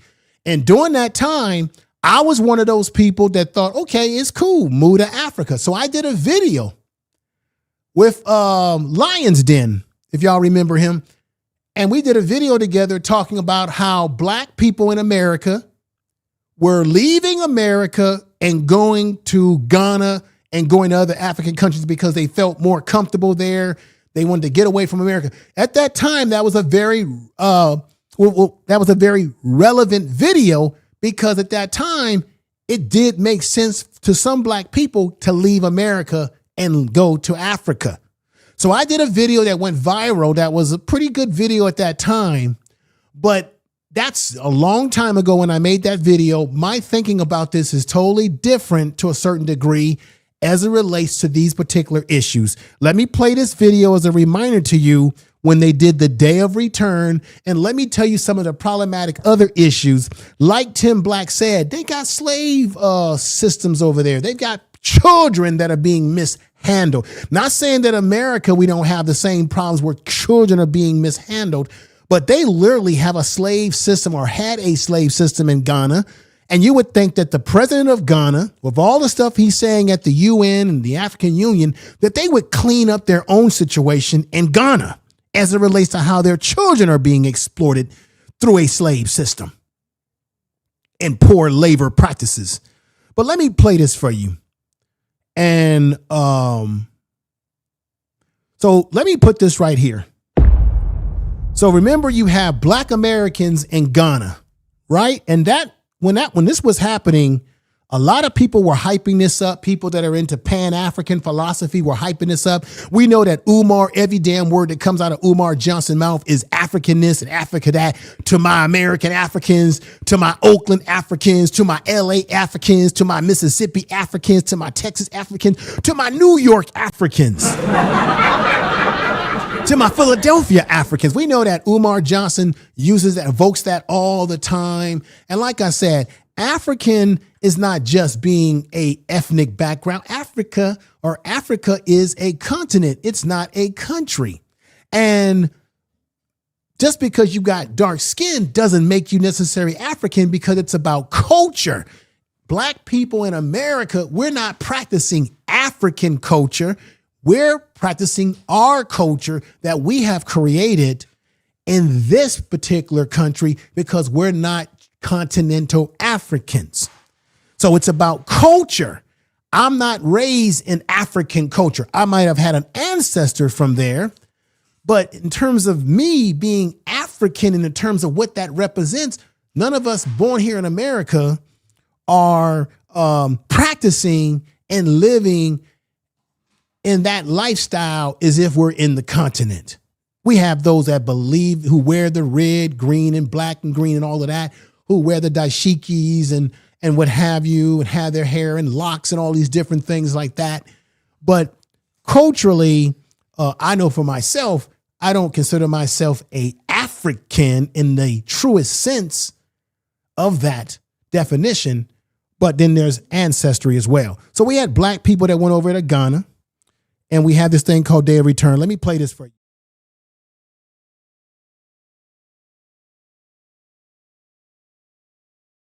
Black life had to matter. I was barely holding on. I could feel myself nearing a nervous breakdown. And that's why I made the decision that I had to get out of there. She had visited Ghana in 2019 during the government's Year of Return campaign, marking 4 centuries after the first slave ship reached Virginia. It attracted a record number of tourists, aiming to convert visitors into residents. George Floyd's name over there. Head of the African Diaspora Forum, Erica Bennett, said after the death of George Floyd, they were inundated with inquiries. Every day we get at least, and this is no exaggeration, at least 300 people saying, how can we relocate to Ghana? About 5,000 African Americans have made the trip back to Ghana and stayed. Home is not a place, it's how you. Remember, they said there was about 5,000 Black Americans who made the trip to Ghana and have stayed. Well, that's not necessarily true. Let's be honest here. There are Black Americans that have moved to Ghana. Some have stayed and some have actually come back because they have spoken of some of the problems that they have had in Ghana. Of course, you're going to have some people that are having good experiences. You're going to have some that have bad, some that come back, some that stay. But there are a contingency of Black Americans who have made the trip back and have had a story to tell. We put sevens in the chat room. If you have seen videos on YouTube where you've had Black people who were living in the continent and have come back with stories to tell in which they didn't feel like they were being treated very well. I'm not saying this to say there's not Black Americans over there that are thriving, doing well, but there are some who certainly said, I got to come back. This is not what I thought it was going to be. It wasn't what it was advertised. And remember, I told you when Ghana did this return, they were charging Black people, Black Americans up the yin yang. And my question is, if this is really about welcoming us back to a place that you sold us, why would you have to put us through any red tape to be a citizen? Why do we have to pay high fees? Why are we being overcharged for goods and clothing and food in the market, as some have said has happened to them? There are some in the diaspora, or not diaspora. There are some in the continent who see Black Americans as not really Africans. They may call us white. They may call us something else. I'm not saying all people in the continent, but there have been reports of some that define us as anything but African. I believe telling the truth, even if it's something that people don't want to hear, because these are certainly things that have been reported.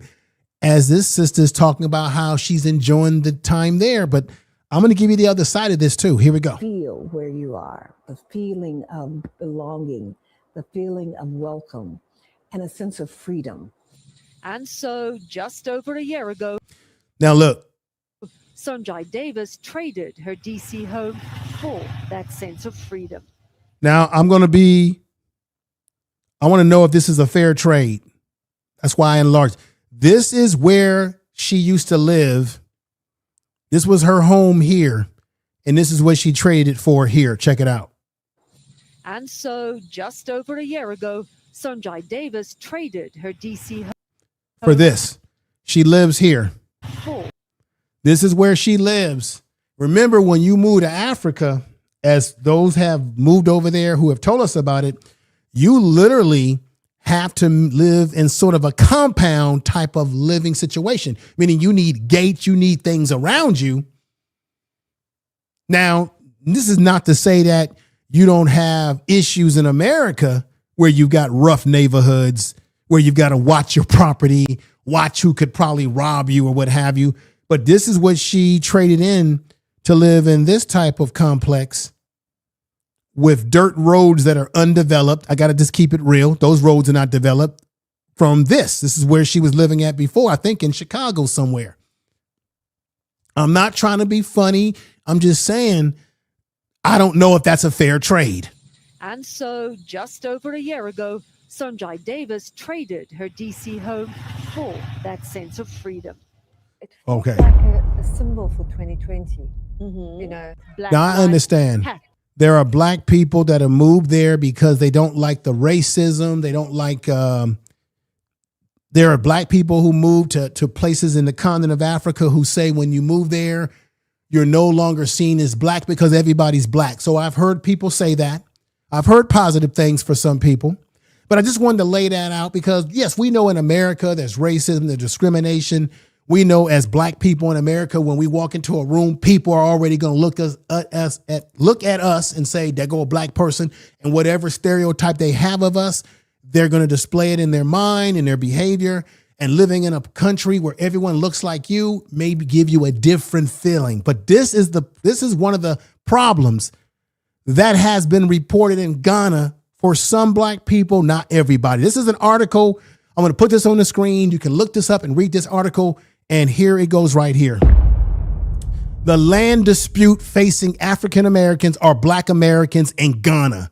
Local complaints of losing out as wealthier returnees from abroad secure primary real estate. In Ghana, you have Ghanaians, people born there, who are not happy about black Americans moving to Ghana. This has been reported. This is not something I'm lying about. You guys have seen this in reports on YouTube, where there are Ghanaians who are not happy about black Americans buying land, buying houses that they say is where their ancestors used to live. So there's land disputes. Matter of fact, I think there were maybe 1, 2, or 3. There were a couple of black women who lost their life because you had Ghanaians who went on their property, stormed their house, and took these women's life. You've had black Americans who have brought property only to have their property bulldozed over or have it taken. Tell me I'm lying. Tell the truth. Have any of you in the chat room heard about these stories? Put 7s in the chat room. This is very important. This is a very important article. This is a report that came from Ghana. The land dispute facing black Americans or African Americans in Ghana. Local complaint. Locals are the people that were born there, the Ghanaians that are born there, that are from there, saying that they're losing out on land and opportunity because why? Black Americans are coming over there and squeezing them out, and they don't like it.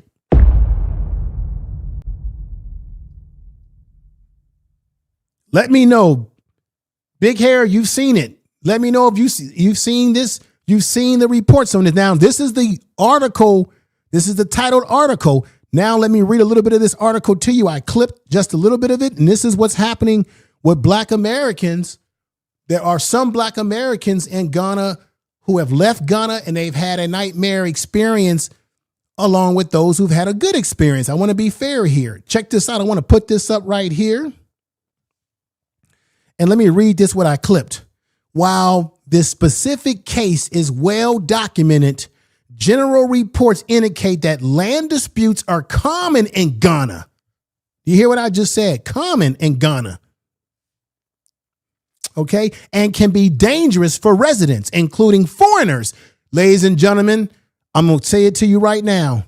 You might have black skin, but they in some of these places, they will still see a black American as a foreigner. Tell the truth. Let's continue as we get close to the conclusion of this podcast. For residents, including foreigners and members of the African diaspora, there are no widely reported larger scale statistics or lists showing numerous of other instances of black Americans being killed or deleted specifically to have their land taken. But the 2015 case highlights the risk involved in land acquisition. What is that case? That case was, I think it was 2 black women or a black woman in 2015. There was a land dispute and she had her life taken. I think it was 2 black women who had their life taken. I even seen a video, y'all, of a black woman. Y'all probably seen this video on Instagram. I think there was a black woman who went to Africa. She built a business over there, and I guess they were calling themselves building a road.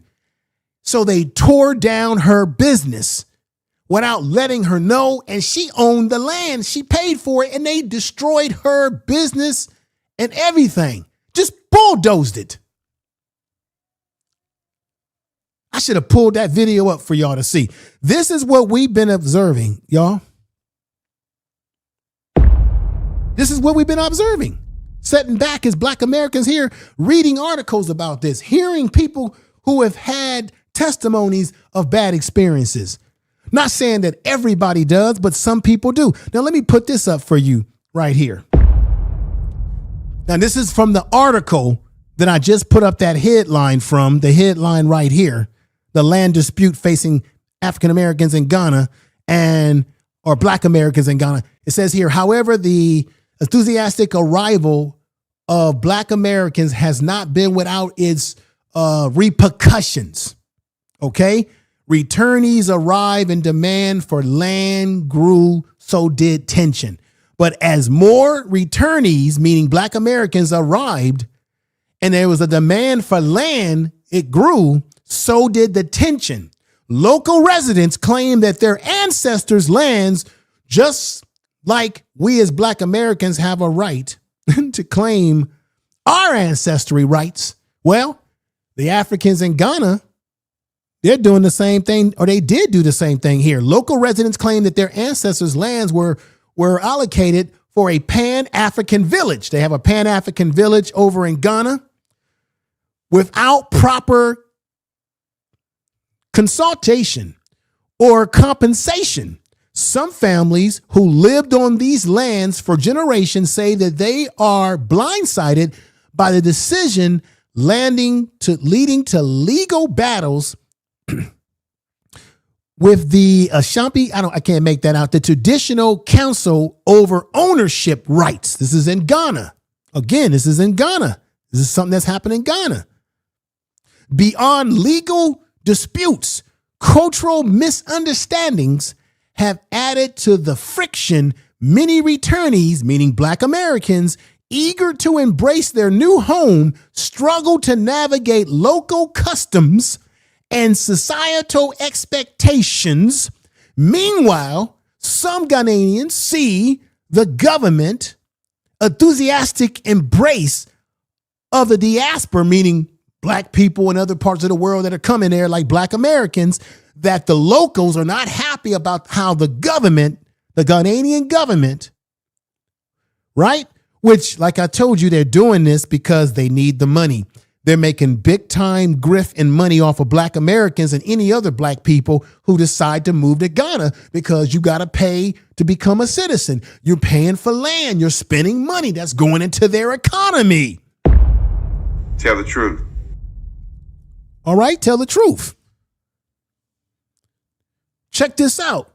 It has added to friction. Many returnees eager to embrace their new home struggle to navigate the local customs and societal expectations. Meanwhile, some Ghanaians see the government enthusiastic embrace of the diaspora, offering land and citizenship. They don't like this, y'all.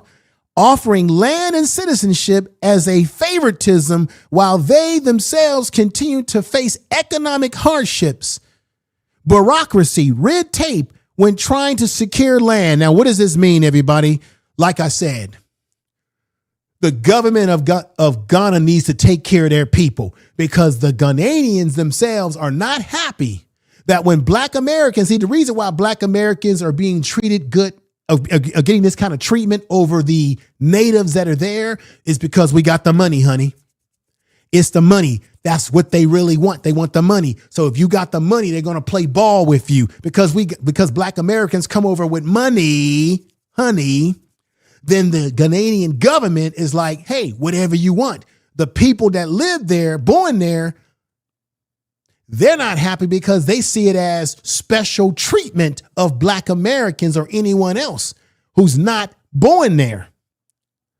And they're saying, wait a minute, you're giving Black Americans special treatment over us for land acquisition, when the Ghanaians themselves are dealing with hardship, economic hardships. I told you the country's got financial problems, economic hardship. They're dealing with bureaucracy and red tape. But the Black American, we come over, we got the money, we got the paper, and you know, money talks and bullshit walks, y'all. Y'all know that. And so this creates a tension between the natives and black people returning to Africa, like a place like Ghana, to have a better life, right? Away from the racism of America, so we believe. And then they go there, and some black Americans have had to deal with the cultural issues there, the customs that really we don't understand, and the discontent from the people who look at us as taking something that their ancestors had. That's the issue. That's the issue. I just wanted to bring that up as a sidebar to this video. Yeah, you got extortion that goes on over there. Starvation still exists there, right?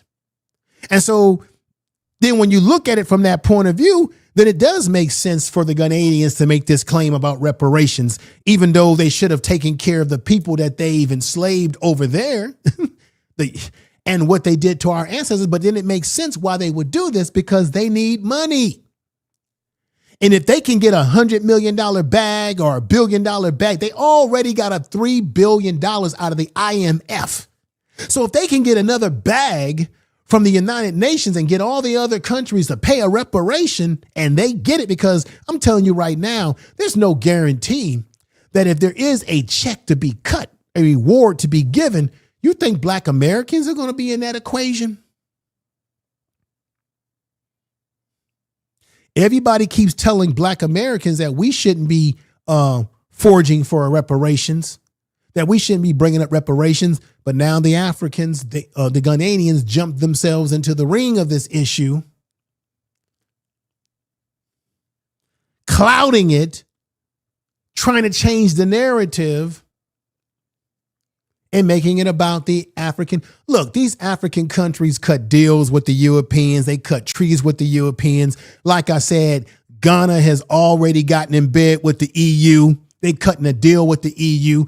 Everything that they're saying that about the countries that oppress the African, they're in bed with these countries. The colonialization mindset continues. Now, we got people in America, we got black folks here in America that keep telling us to leave America and go to Africa. But ask yourself this question.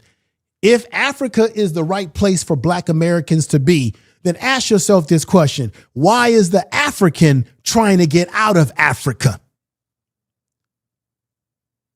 What's that comedian Blackston? I saw Blackston just this week on Instagram. He made a joke where he said there's more Nigerians all around the world than in Nigeria. He said, I see more Nigerians around the world than I see them in Nigeria. Okay. I remember some years back, I did a video on my podcast channel where they had all of these young African young men trying to escape Sierra Leone, right? Trying to escape the western part of Africa, trying to go to Italy. They're trying to get out of Africa for a better life. And then what did they do in Italy? They brought them all back. But my question is, if Africa is truly the place that black people need to be in America, black Americans, if that's the place that we need to be for freedom and justice and equality, then why is it that the native-born African who speaks the language, knows the culture, grew up in the culture, why are they trying to get out of the continent to come here and other parts of the world? Why are they trying to leave Africa while we're being told to go there? Ask yourself that question, y'all. Ask yourself that question. Tell the truth. I really appreciate you all watching the program today. Leave your comments in the comment section of the video. Give us your honest comments about this situation. Goes to all of you, but most of all, it goes to those who people wanted to be forgotten. This has gone on a record, and the record of the universal body that we all accept, the United Nations. So right here, John Dramani is giving a speech after they passed a resolution, and he's basking in the success of the resolution being passed. Now, to leave you. I thought this was the best way to end this video today. Here is going to be a sister who's from Africa, who's going to give you her point of view about what's going on around this issue as Ghana has thrown themselves into this situation. And this will be the video that will conclude this show today. Listen to what she has to say. I thought she was on point. Check this out. As an African, born and raised in Africa, I want to set this record straight. Ghana, you should be ashamed of yourself to go to the UN and try to ask for reparation. Ghana, you're supposed to be compensating the African American. Your country, Ghana, supposed to be compensating the African American. You're supposed to be compensating the African European, the German European, the French. You're supposed to be compensating them because you, Ghana, were also involved in selling your own people. Thank you. Tell the truth. And for you to go stay in the United Nations, disrespecting the ancestors of the African American who fought so hard for freedom. Thank you for truth. When they knew nowhere to go. Tell the truth. They fought for freedom. They protest. They spoke. They sang songs of freedom. Many days they were nowhere given unto them. How dare you go to the UN to go and ask for reparation? Are you a Black American? Are you a Black American? Tell the truth. Only Black American have the rights to go to the UN and make the case to be compensated. Now, no African person telling the truth, y'all. Rights because you were involved in studying slavery. Yes, and that's this true. is some of the reasons why some of the Black Tell the Americans truth. no longer want to align with us. These are some of the reasons. Because what you're doing right now, Ghana, is you are only telling the world that you be embracing African American to come closer to you so you can use them as an advantage to benefit yourself. Right, to be used. Is Tell the she truth. telling the truth? Let me know. In fact, if there is any country in Africa that's supposed to talk about reparation for slavery, it should be Liberia. Because Liberia was established by free slaves from the U.S. Right, that's right. Liberia was established by free Black Americans who left America and formed that country in the continent of Africa. That's facts. Who are you, Ghana, to go and stand in the UN and try to ask for reparation? Explain to me. You were involved in selling people. Your ancestors sold your children, sold other Africans into slavery. The records are there. The records are there. It's true. You're supposed to be compensating. You're supposed to be compensating African American instead of going to stand in the UN and trying to ask for reparation. And I'm glad that the US did not support it. And I'm glad that Israel did not support it. Woo. I'm glad. You don't deserve, no African leader have any right whatsoever to ask for reparation. These people went through a lot. I may have my own personal disagreement with individuals. But when you look at the history of the Black American, not only in America, if you look at the history of the Blacks in France, in Tell the Germany, truth. in Europe, Tell the truth. in Tell the Spain, truth. Tell the in truth. Portugal, in Italy, Tell the truth. Tell the truth. you look at the history, those in Jamaica, other places, they have the right to stand up and demand for reparation. No African leader has that right. And I honestly believe you have disrespected the ancestor of the African American. But most of the African American will not see it from that way. They won't. All right. That's why I keep saying slavery. All right, Virgo 1111. Thank you for the $9 super chat. I appreciate that. Thank you very much. Appreciate that. Let me go and put up. I appreciate the super chat very much. Oh, Miss Miranda, what's going on? She gave me a $5 super chat saying, Miranda, she says, Africans were always against each other from the beginning, yet some Black folks blame the white man for, well, we know that the Europeans, I think the Europeans were involved in the slave trade, the Portuguese, the French, the Belgian, the Dutch. We know that there were some Arabs that were involved in, because they even had slavery in some Arab countries. Slavery is something that was a global phenomena. Yes. And Africans were selling slaves amongst themselves and to the Europeans. And y'all saw the Mahomey tribe that Woman King movie was based on. They were capturing Black people or African people through intertribal warfare. These are things that took place, that happened. These are facts. Thank you for the super chat again.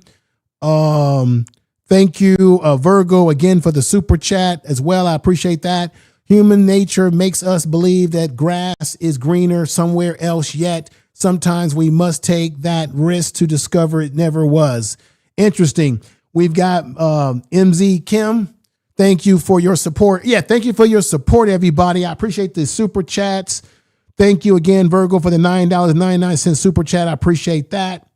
Let me see. Lori saying, tell the truth. Tell the truth. Tell the truth.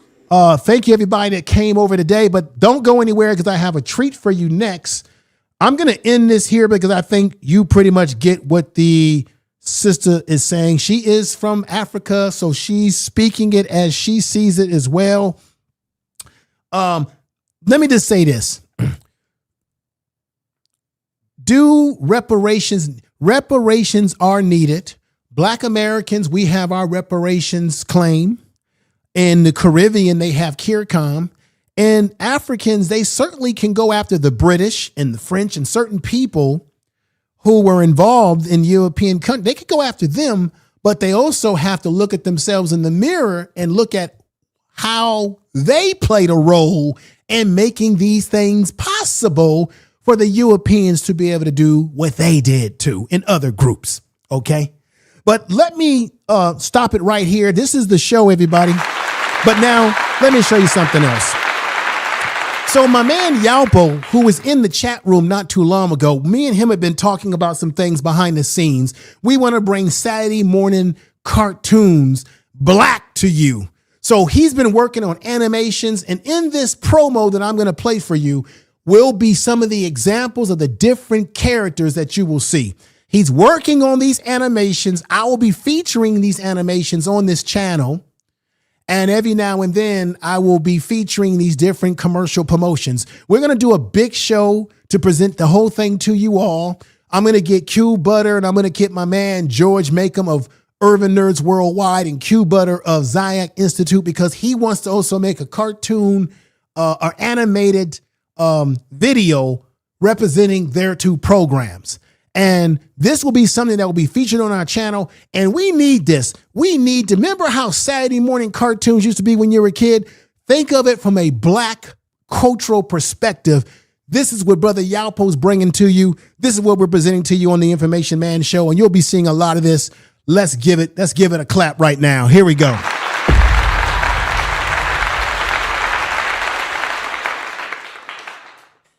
Welcome back to Saturday morning. Like, share, and follow.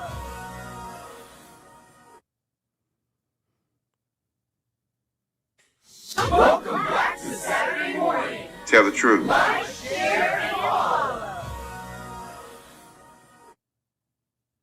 All right, y'all. Those are just some examples of some of the characters that he's been working on behind the scenes. Yalpo is a very talented brother, been rocking with my channel for a very long time. So he is the creator. He's the talent, the animator. And you just saw a small little promo or some of the characters. I actually have other clips of stuff that he has sent me for each character that you saw on that screen. He's got a superhero. I mean, he's got some fantastic things that we're going to promote and present on this channel. I thank you for being here, everybody. I thank you for watching. I give you all a clap. This is fantastic stuff, y'all. Welcome back to Saturday morning.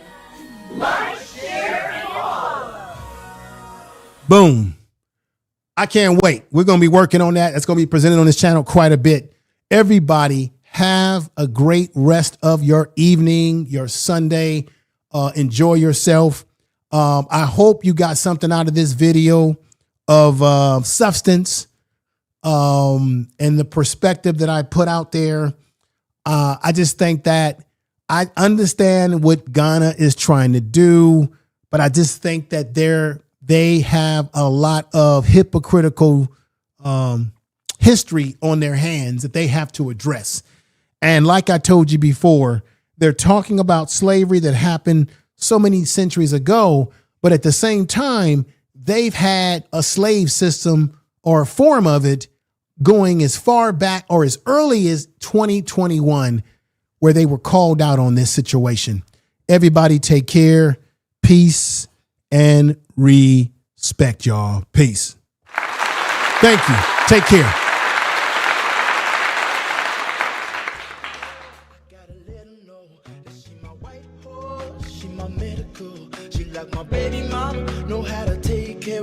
Give my baby problems, you gon' regret everything. So I let her know, gotta let her know. Came through the front door, I'll be ready for her. And if it's what you want, I'ma give it to you. Yeah, promise, I'ma give it to you. Miss that smile, Lord knows I ain't seen that in a while, but it's your style. So something must be up keeping you down. You a queen that must be heaven sent. Pray my soul, I must repent for not telling you what I meant and how I felt. Honestly, I'm used to throwing wishes in a well. BS3 Network, changing the way you listen to podcasts. You are now tuned to BS3 Network. BS3 Network, changing the way you watch TV. She like my baby mama, know how to take care of me. Give my baby problems, you gon' regret everything. So I let her know, gotta let her know. Came through the front door, I'll be ready for her. And if it's what you want, I'ma give it to you. Yeah, promise, I'ma give it to you.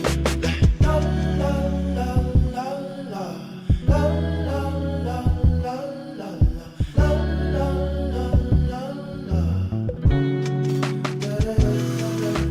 feel it, baby, stress is all around us. These high ceilings and I need it, baby. Pressure and make diamonds, I won't steal it, baby. Silent, baby, hurts to see you crying. Know you trying, ain't no lying, baby. When I say I need you, greedy if I have to share you. It was me that all along did you wrong, thinking that I made you beautiful and strong. This toxicity, the death of me, I fear the day you gone. The most beautiful girl I've ever known. I'll find a way to treat you better. I swear there's no one out there like you. You teach me to be better. My talk is cheap, keep asking what I'll do. I'll fly you to the moon and hope I'll see you soon. I'll find a way to treat you better. No problem, I'll do whatever. Let her know, I gotta let her know that she my white horse, she my medical. She like my baby mama, know how to take care of me. Tell the truth. My baby problems, you are listening to information. So I let her know, please make sure to subscribe to his channel. Came through the front door, I'll be ready for her. And if it's what you want, I'ma give it to you. Yeah, promise, I'ma give it to you. La, la, la, la, la, la, la, la, la, la, la, la, la, la, da, da, da, da,